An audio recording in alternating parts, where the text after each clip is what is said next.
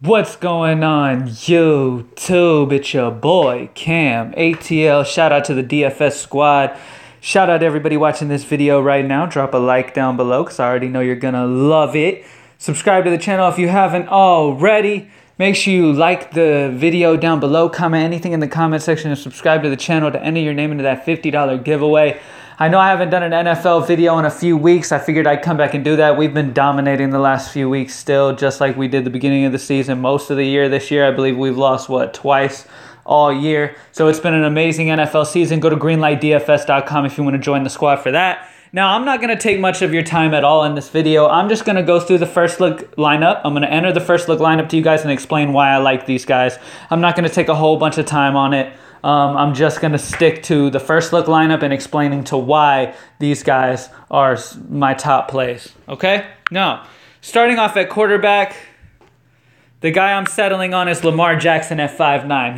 He's been very, very solid the last few games, 19 and 22 against Cincinnati and Oakland. Now he gets the privilege of going against an Atlanta team that struggles against quarterbacks, period. This is like, I tweeted before, Lamar Jackson is like Michael Vick that can throw better. He's a better throwing Michael Vick type of player. And he's going to go to where Michael Vick originated and dominate in Atlanta. I love Lamar Jackson in this matchup at 5'9". Lock him in at quarterback. Now, with running back, here's the thing. You have two options. Okay, you can spend up. Go with a guy like Todd Gurley versus a bad run defense in Detroit. Go Christian McCaffrey at Tampa Bay. I love McCaffrey at 8'8". Some shit might change and I might end up putting McCaffrey in, but because he is one of my favorite running backs of the day. But I ended up finding some decent value running backs so that I could get some more comfortable wide receivers, because this is a week where there's not many cheap, comfortable receivers this week. So I like spending up for receiver and kind of getting some of these mid-range running backs. That was my what I did last week. I spent up on the receivers and took some value at running back, and it worked out perfectly. I think this week is the same type of situation. Even if McCaffrey goes for 50-something again, you've got these mid-range guys who have the 20-plus upside who are going to do just fine for you. So first guy that I am going to talk about is Aaron Jones at 6'7". Love him against Arizona. Arizona's bottom defense in the league versus running backs. I love Aaron Jones here. I expect Green Bay to get up. They're 14-point favorites. I expect them to get up and use a lot of Aaron Jones. 35, 27, and 18 the last 3 games. This dude, Aaron Jones, is legit. And at 6'7", I expect a very good game out of him in this one. Next up, now I do want to mention Leonard Fournette has been suspended. I love TJ Yeldon. I do not have him in the first look, but I do love TJ Yeldon.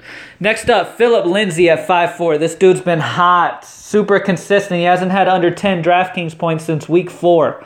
Okay, Cincinnati has been struggling a lot versus running backs, giving up 27 to Nick Chubb, and then giving up 28 to Mark Ingram, 37 to Kareem Hunt. I expect Phillip Lindsay to have a great game here because he's a good pass-catching back, and Cincinnati has really struggled against them as well, just like Atlanta has. Okay, now at wide receiver, one of my favorite wide receivers that I love here is Robert Woods at 6'9". Obviously, with Cooper Kupp out, a lot is going to go Robert Woods' way. He gets a ton of targets. He got 12 targets last week against Kansas City. I love Robert Woods here in this matchup against Detroit. I expect Darius Slay to cover Brandon Cooks, or at least try to cover Cooks. I think Cooks is a little too quick for him. But that should open up Robert Woods to have a very good game. Regardless, I expect good output out of Woods, who has been super, super consistent, especially with Kupp out of the lineup. They should definitely be getting him the ball a ton. All right? Next up at wide receiver, I want another guy who just has a very safe floor. Julian Edelman at 7'1". Absolutely love him here. I know it's against Minnesota and they're fairly strong, but really Edelman's going to get you 15 or plus Draftkings points, and he's got a very good floor. He is an amazing cash game play, and at 7'1", I love that safety. Now, I am going to take a bit of a chance here, but this dude's been getting a ton of targets, and that's Bruce Ellington for Detroit to run back Robert Woods. I love this, okay? I even love pairing him with Golladay if you want to, because they're 10-point underdogs. What does that mean? That means Matthew Stafford's going to be throwing a ton against this Ram defense, and he's at home. So I think Matthew Stafford paired with Ellington and Golladay could be a very sneaky stack But Bruce Ellington is a very good option at 3.5. Probably my favorite value on the slate. 9 targets and 7 targets the last 2 games. And like I said, this will be a game where they're going to throw a ton for Detroit. So I love that value at 3.5. At tight end, anytime Jack Doyle is out, I lock this guy in. Eric Ebron in Jacksonville earlier this season already dominated them for 28 Draftkings points. Okay, he got 3 targets and all 3 were touchdowns against them. Okay, Eric Ebron is a beast. He's a touchdown scoring machine, and with Jack Doyle out, he's going to be getting some very solid targets, and I expect some touchdowns out of him too. That Jacksonville secondary is strong, okay, but they are weak against tight ends. You can find some openings against them in tight ends, and that's where it ends up. People end up getting free across the middle like that with the tight ends. So I love Eric Ebron here to score some touchdowns. I'm going to predict a few touchdowns for Eric Ebron in this one at 4-2. Last but not least, in the flex position, I'm going to finish it up with Kareem Hunt at the flex at 7-8. He is one of my favorite spend-up running backs because this matchup against Oakland is just perfect. Okay, Kansas City is projected to stomp Oakland, and I fully expect that to happen. Oakland's offense is not good. They're missing a lot of guys. They're struggling a lot, okay? They are pitiful right now. I expect Kansas City to smash them and Kareem Hunt to get a lot of run in this game right here. Okay, there is a little bit of a worry that they get up so big that Kareem Hunt doesn't get a ton of touches. Okay, if you're worried about Kareem Hunt being preserved at all or anything like that, then change it up. But Kareem Hunt feels like a very safe floor guy at 7-8 in this matchup against Oakland. I feel like when they get up big, Kareem Hunt's going to be a part of why they did so.